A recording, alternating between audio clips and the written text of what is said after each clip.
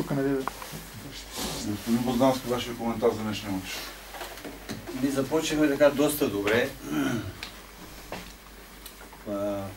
Така вкарахме и гол.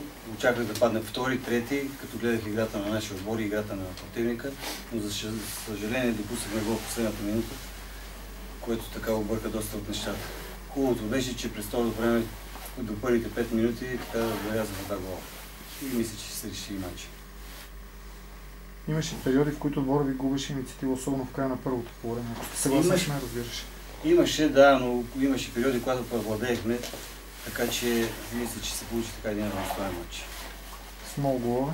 С много голове, с много положения, изпуснати и пропуснати и от нас и от тех. Но мисля, имам така съмнение за тая дуспа, дали имаше. Дуспа не имаше. От двете ситуации, в които Соята дигна жълт картон за симулации, второто, кое беше по-дуспа по вашата преценка? Аз това казвам, аз мисля, че нямаше дуспи, когато беше отсъдена дуспа. Доколко е сериозна контузията на Марио Близнаков? Марио имаше оплаквания още преди матча, преди това с Газиев, така че ние бяхме поставени доста така контузени състезатели, така че Марио стисна зъби и влезе да играе.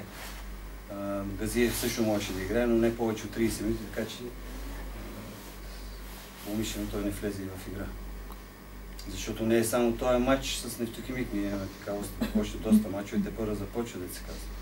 Така че трябва първо здравето на футболисти, чак след това резултатите. Втората така пролетна победа, имат ли вече момчета повече самочувствие? Естествено, аз още с идването ми тук и в подготовката, мачовете, които изиграхме, така мисля, че има така един добър колектив и така мисля, че набраха и доста самочувствие вече.